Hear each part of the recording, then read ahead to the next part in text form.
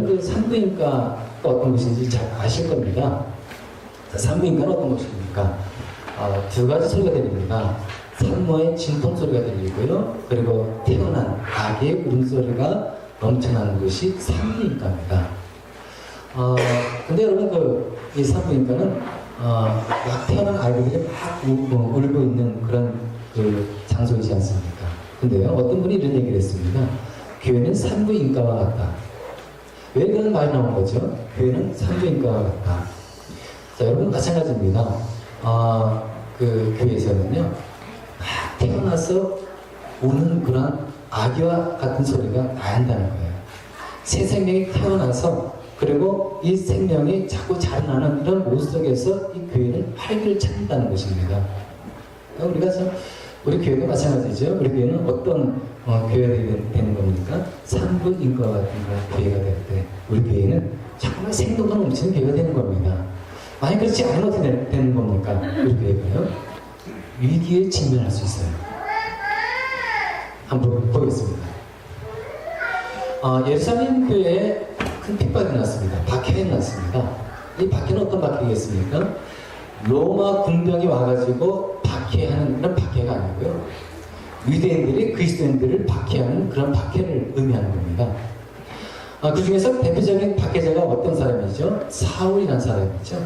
나중에 바울이 있지만은 이 바울 이전에 이 사울은 그리스도인을 그렇게 못살게 굴었고 핍박했던 아주 대표적인 사람이었습니다. 그래서 3절 보면은요, 이런 말씀이 나옵니다. 그런데 사울은 교회를 없애려고 날뛰었다. 교회를 없애려고 날뛰었다. 없애려고. 그러니까 헬라의 의미가 어떤 거냐면은 더럽히다, 파괴하다. 이런 의미가 있어요. 더럽히다, 파괴하다. 이제 쉽게 얘기하면 이겁니다. 여러분 멧돼지 있지 않습니까? 이 멧돼지는 농작물을 아주 황폐화시키는 동물 중에 하나죠. 그래서 이제 이 멧돼지가요, 뭡니까? 과수에 들어갔습니다. 그러면은 과수에 들어가가지고 이 멧돼지가 가만히 있는 게 아닌 거예요. 이리저리 돌아다니면서 이 과일 나무를 파고 그리고 이 열매를 먹으면서 계속 해주고 다니는 겁니다. 그래서 그 멧돼지 들어간 그 과수는요, 완전히 황폐가 되어버리는 겁니다. 농사를 지을 수 없을 정도로 되어버리는 거예요. 다시 말해서 사울이 그랬던 겁니다. 사울이 멧돼지처럼 아주 교회를 핍박하고 그리고 교회를 완전히 장애해버린 거예요. 그래서 여기 보면은 이런 말이 나오네요. 3절 계속 한번 볼까요? 그런데 사울은 교회를 없애려고 날뛰었다. 그는 집집마다 찾아 들어가서 철저하게 장애했다는 거예요. 교회를 핍박했다는 겁니다. 대충 봐가지고 이 집은 아니지, 이 집은 아니지, 이게 아닌 겁니다. 들어가서 확인한 거예요. 그래서 예수를 믿어? 그러면 잡아다가 감옥에 집어넣은 겁니다. 대충 수색하지 않은 거예요. 철저하게 사명감 가지고 한 겁니다. 그리고 이어서 뒤에 보면 이 말이 나오죠. 남자나 여자나 가리지 않고 끌어내어 감옥에 넘겼다. 남자나 여자나 가리지 않고. 여러분 그때 당시 여자들은 중요한 존재가 아니었잖아요. 오늘날은 남녀 평등하기 때문에 괜찮지만 그때는 여자가요 하찮은 존재였습니다. 이 수의 가치가 없었어요. 남자만 세지 않았습니까? 근데 사울은 여자를 할지라도요 가치가 없는 존재인 것을 알면서도 예수 그리스도를 믿어 그 여자가 그러면은 당장 잡아다가 감옥에 넣었다는 겁니다. 철저하고 인정사정 없는 핍박자였죠. 그래서 이 사도행전 22장에 보면요, 사도 바울이, 그러니까 이 사울이요, 자기가 고백을 합니다. 나는 이러한 사람이었다. 제가 한번 읽어보겠습니다. 사도행전 22장 4절에 보면요, 그의 행위를 이렇게 고발하는데요. 나는 이 도를 따르는 사람들을 박해하여 죽이까지 하였고, 남자든 여자든 가리지 않고 묶어서 감옥에 넣었다. 이 도를 따른 사람들, 예수 그리스도를 따른 사람들이죠. 근데요, 이 도를 따른 사람들은 어떻게 했습니까? 죽이까지 했다 그러네요. 살인을 선지 않았습니다. 예수 그리스도를 믿는다는 그 이유만으로 사람을 죽인 거예요. 얼마나 잔인합니까? 야, 사도 바울이 예전에 이런 사람이었구나. 이걸 아셔야지 여러분들 흥미있게 사도 바울의 생애를 여러분들이 이렇게 볼 수가 있죠.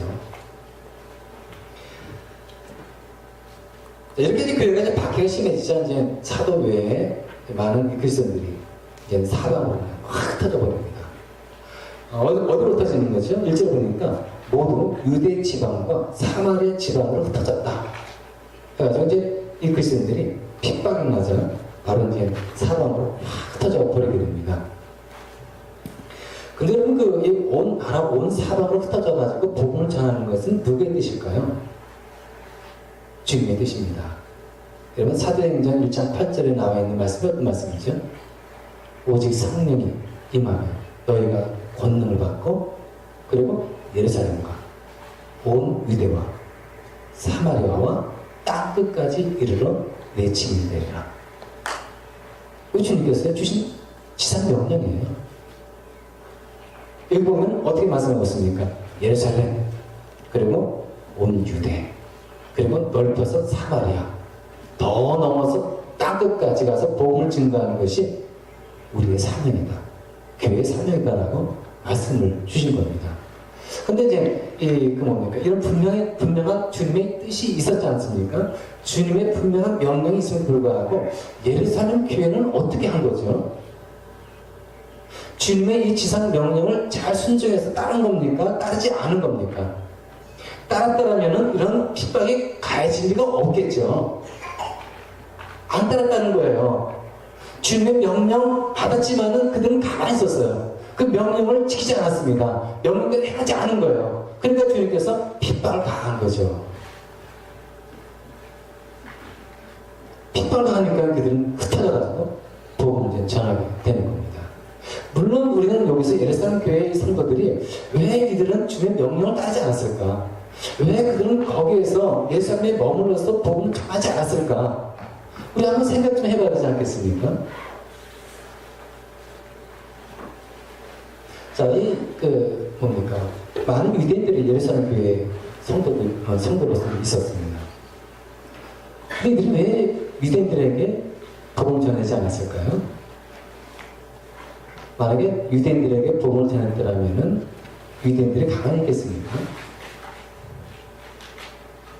비난할 것이고, 그래서 계속 복음을 전하면은 그들을 잡아다가 고발할 것이고, 불이익을 당할 수 분명히 있거든요. 근데 이게 두려운 거예요. 내가 믿는 그리스도인이지만은 같은 유대인들에게 복음을 전한다는 것이 얼마나 큰 고난이 따르고 핍박 따르고 어려움이 따르고 불이익이 따른다는 것을 너무나도 잘 알기 때문에 이들은 그래서 두려워가지고 가만히 있었던 겁니다. 내부적으로 서로 화목하게 지내고 예배드리고 기도하고 같이 교제하면서 그리고 지나간 거예요. 그런데 이들이 그럼 유대인에게 복음을 전하기가 어려우면은 이방인에게 가서 복음을 전해야 되잖아요. 그 당시 유대인들, 그리스도인들의, 유대 그리스도인들을 한번 보시기 바랍니다. 이들은 철저한 선민 의식을 가지고 있었잖아요. 그런 역량이 있었습니다. 자기는 선택받은 하나님의 백성 자녀다. 우리 외에 다른 민족, 다른 이방 사람들은 하나님을 섬기지 않고 이방을 섬기는, 이방신을 섬기는 이런 사람들은 죽어 마땅할 것이고, 그리고 이들은 지옥의 딸감으로 쓸 정도지, 이들에게 가서 복음을 전한다? 이들에게 생각조차 할 수가 없는 거예요. 그래서 오직하면 사마리아의 이방 사람이 살고 있는 사마리아 지역을 이들은 가지 않고요. 피해서 갔잖아요. 돌아서. 그 정도로 이방 사람들을 원수시했고, 이들에게는 자비를 베풀고, 그리고 이런 것은 생각지도 못하면서 이들이 있었던 것이죠. 그러니까 이렇게 유대인들에게도 복음 전하는 것을 두려워하고 이방인들도 싫어서 싫어가지고 복음 전하는 것을 어려워하고 힘들어하고, 그럼 어떻게 되겠습니까? 하나님 이렇게도 안 해? 저렇게도 안 해. 그럼 어떻게 되겠습니까? 하나님 핍박을 통해서 복음을 전하게 하시는 거예요. 흩어져서. 사실 보니까 이렇게 말씀하고 있습니다. 그런데 흩어진 사람들은 두루 돌아다니면서 말씀을 전하였다. 흩어진 사람들은 성도들이에요. 예루살렘 교회 성도들. 여러분, 이 예루살렘 교회 그 성도들은 어땠을까요? 신앙생활을 어떻게 했을까요? 신앙생활을 못해가지고 이들이 핍박을 받아가지고 흩어져서 복음을 전하는 그런 사람들이었을까? 저는 그렇게 생각하진 않아요. 왜냐하면요, 여러분, 이들이 이제 신앙생활을 하면서 그 예루살렘 지역에서요, 이제 신앙생활 하지 않습니까? 그러면은 예수 믿는다는 것만으로도 그들은 감옥에 잡혀가고 막 그런 상황인데, 예수를 믿고 그리고 그 신앙을 신앙을 지켜나가는 그것만으로도 이 사람은 칭찬받아야 되는 거예요. 그냥 믿음을 가지고 있었잖아요. 칭찬받고 인정해줘야 되는 겁니다. 그리고 이렇게 이제 신앙 좋은 이 모습이 또 어디서 발견되냐면은 흩어지지 않았습니까? 우리가 이 예수님 교회 모여가지고 즐겁게 재미있게 신앙생활하고 있고, 만나서 교제도 하고 예배도 하고 은혜롭게 신앙생활하고 있는데, 주님 우리에게 이런 환난을 주시는 겁니까? 왜 이런 고통을 주시는 겁니까? 하나님 하고 이들이 확신하지 않았다는 거예요. 그 자리에 주저앉지 않았다는 겁니다. 어떻게 했습니까? 흩어진 그 지역에 가서 복음을 전했잖아요. 이거 신앙이 참 좋은 겁니다. 너무 좋아요.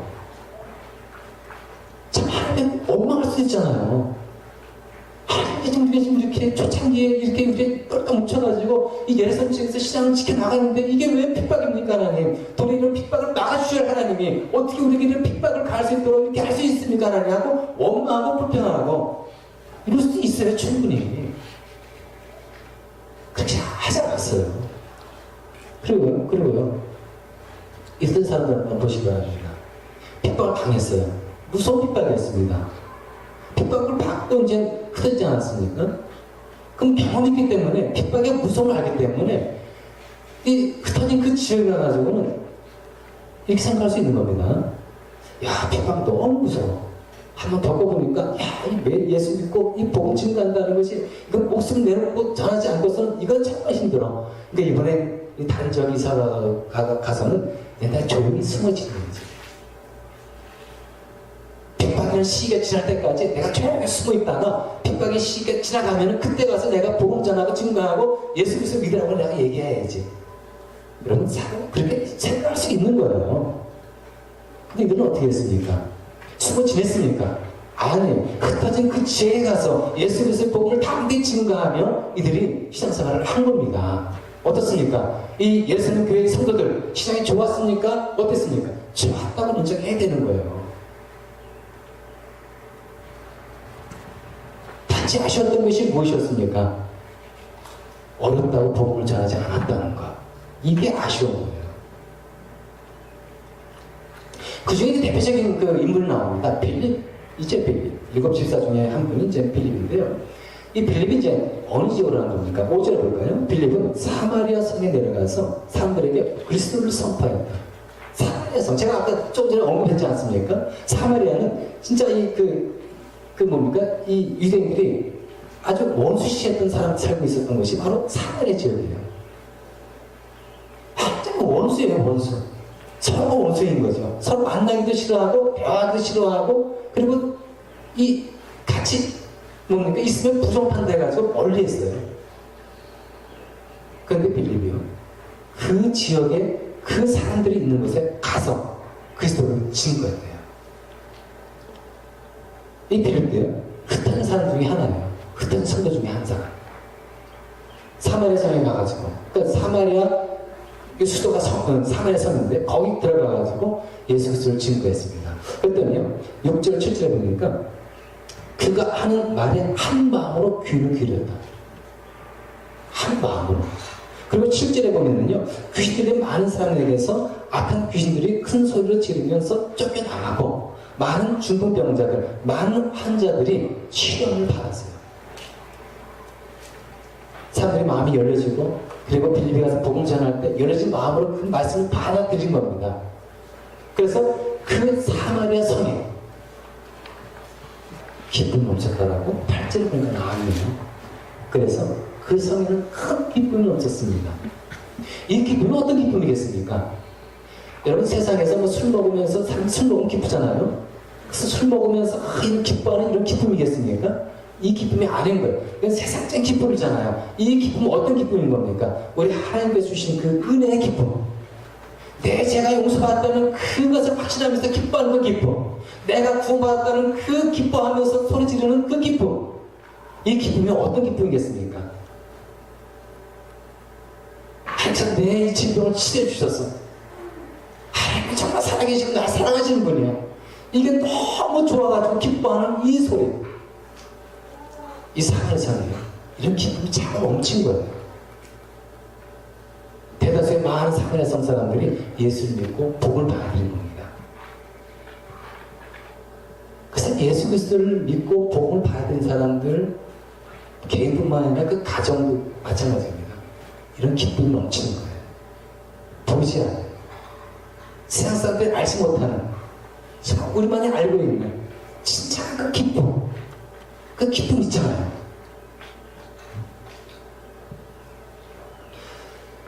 그래서 뭡니까? 사마리아 성에 흩어진 성도들이 가가지고 복음을 힘차게 증거해서 그 사마리아 성이 결국은 진짜 많은 사마리아 사람들이 예수를 믿게 됐는데요.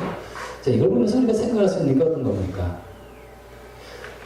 무서운 핍박을 통해 가지고요, 많은 성도들이 흩어졌습니다. 그 당시에 고통스러웠겠죠. 힘들었겠죠. 하지만 그 핍박을 통해서요. 그래서 성도들이 흩어져가지고 복음을 확산시켰다는 거예요. 하나님과 반드시 당대지에 있는 거 아닙니까? 하나님은요, 그 무서운 핍박을 통해서 결국은 복음을 확산시켰어요. 복음이 확산되는 전기를 삼으셨어요. 여러분들은 연못 있지 않습니까? 잔잔 그 호숫가. 잔잔 호숫가, 이제 그 조약돌 있지 않습니까? 조약돌을 한가운데 슉 던져가지고 떨어뜨리지 않습니까? 그럼 잔잔 호숫가가요, 그 조그만 돌 하나 때문에 이 파동이 나지 않습니까? 떨어진 지역을 중심으로 해가지고, 원을 해가지고 이 파동이 쫙 퍼져나갑니다. 복음도 마찬가지인 거예요. 예루살렘에 핍박이 났어요. 예루살렘 중심으로 해가지고 온 유대 그리고 사마리아 땅끝까지 복음의 파장이 팍 퍼져나간 거예요. 하나님께서 그걸 원하시는 거예요. 너희들 주님의 이 사명이 무엇이고 그리고 명령이 무엇인지 알지 않느냐? 왜 가만히 있느냐? 나가라! 가서 복음을 외쳐라! 그래서 이 복음을 확산시키는 분이 누구시라고요? 우리 주님.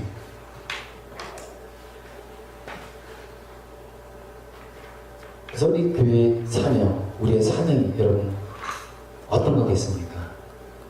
교회가, 예수님 교회가 가만히 있었을 때, 복음 전하지 않고 그리고 영을 건지고 구원한 일을 하지 않았을 때 우리 주님께서는 어떻게 하셨습니까?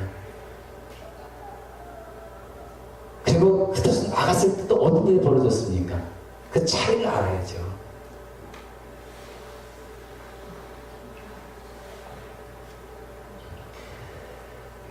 여러분 교회 성장학자들이 한 얘기가 있어요.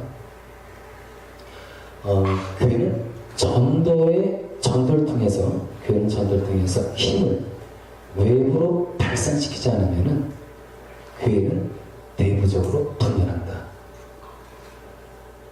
여러분 동감하십니까? 전 충분히 동감해요. 예수교회도 마찬가지입니다. 전도를 통해서 그 힘을 외부로 발산시켜야 되는데, 그지 않으면 그 교회는 내부적으로 분명히 갈등이 있을 것이고 분열할 것을 뻔히 주님이 아셔요. 그 전에 핏발 통해서 그들을 흩어버리신 겁니다. 복음을 전해라. 우리 교회도 마찬가지인 거예요. 여러분, 예수교회가 그렇다면 우리 교회도 마찬가지인 거예요. 전도를 통해서 그 힘을 외부로 발산시키지 않다면 우리 교회는요, 위기에 직면해요. 제가 분명히 이 성경 말씀에 근거해서 여러분들에게 분명하게 말씀드립니다. 여러분들이 전도하지 않고요, 복음 전하지 않으면 우리 교회는 어떻다고요? 위기에 직면해요. 내부적으로 분열이 생깁니다. 갈등이 생겨요. 서로 미워합니다. 서로 시기심 가지고, 이기심 가지고 질투하면서 이런 교회의 모습으로 있게 되기 뻔해요. 우리 교회가요, 이 전도를요, 이 힘을, 외부를 발산시키면서 나간다면 어떻게 되겠습니까?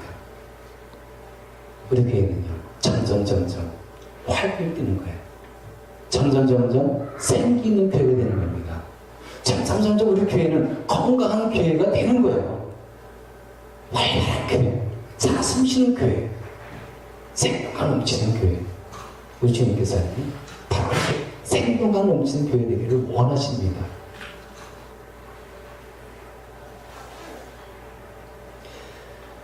칼 브루통 박사라는 분이 있습니다. 세계적인 신학 석학이에요. 이분이 이제 한 얘기가 있습니다. 선교적 명령은 결코 변할 수 없다. 즉 마지막 때까지 땅끝까지 삼위일체 하나님의 복음은 전파되어야 한다. 그리고 예수 그리스도의 지상 명령은 결코 철회되지 않는다. 복음을 전하고 그리고 예수 그리스도를 증거한다는 게 쉽진 않겠죠. 많은 장애들이 있고 방해물들이 있습니다. 그거를 뛰어넘기가 우리는 어렵죠. 우리 힘으로 되는 건 아니에요. 그렇다고 우리가 너무 힘들고 어렵고 진짜 뭐 한계를 느껴가지고 정말 이 선교하고 복음 전하고 증거한다는 게 너무 어렵습니다. 하나님께서 그 우리의 하소연 듣고 그래 너희들 너무 힘들고 어려우니까 내가 이 지상 명령을 처리할게. 우리 하나님께서 과연 그럴 분이십니까? 쉽게 하신 말씀을 거둬들이는 그런 분이십니까? 아무 대책 없이 우리 하나님께서 하셨고 그리고 아무런 또 적어도 없으니까 그냥 거둬들이시고 그런 분이십니까?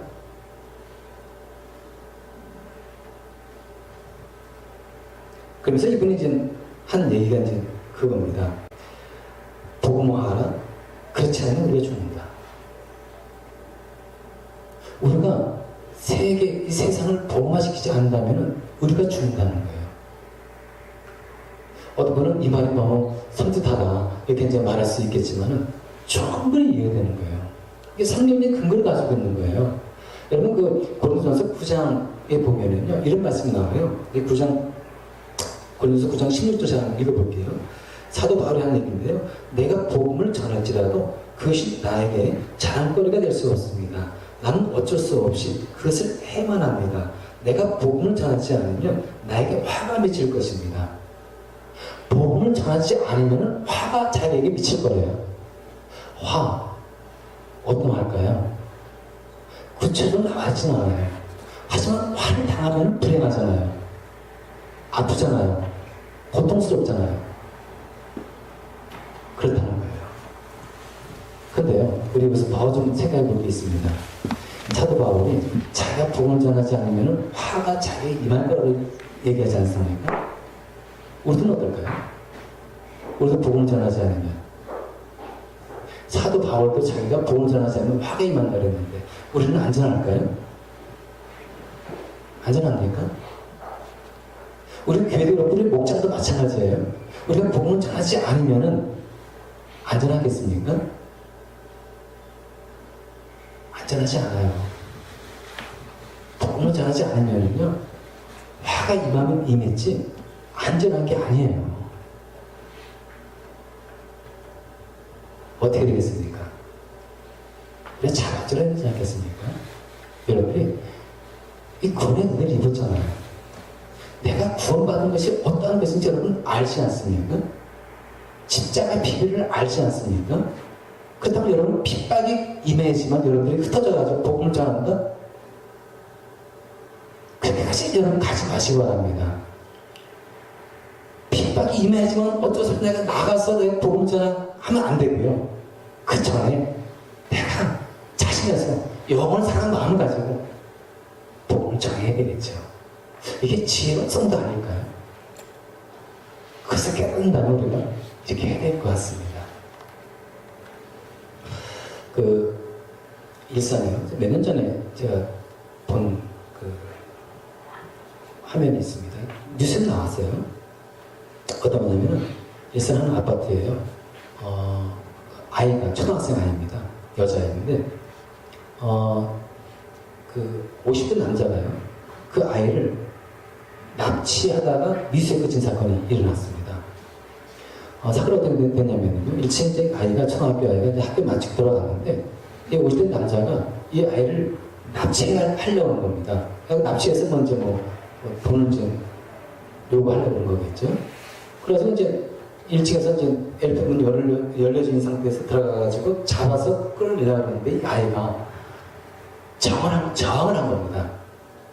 저항을 하니까 이 남자가 때린 겁니다. 폭력을 가는 거죠. 그래가지고 이제 억지라도 납치해서 데려가려고. 그 아이는 소리를 친 겁니다. 사람 살리라고. 근데 그 소리가 얼마나 헛겠겠습니까? 자기 위험 느껴서 낸 얘긴데. 근데 3층에서요. 3층에 있는 18살 된 학생입니다.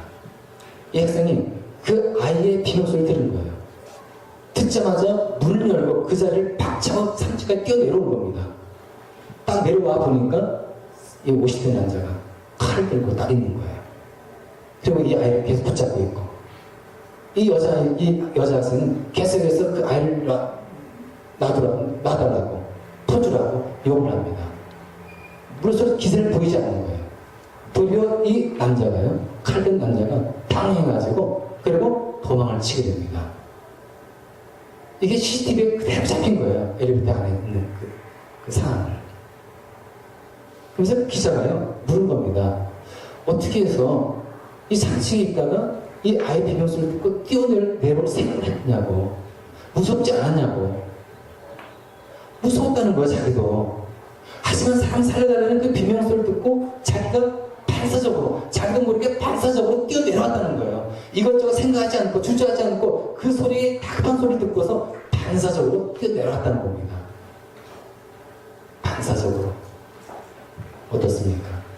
우리 전도도 마찬가지입니다. 영혼을 건지고 구원하는 것, 그건 주저할 게 아닌 거예요. 이것저것 생각할 게 아닌 겁니다. 반사적으로 나와야 한다는 거예요.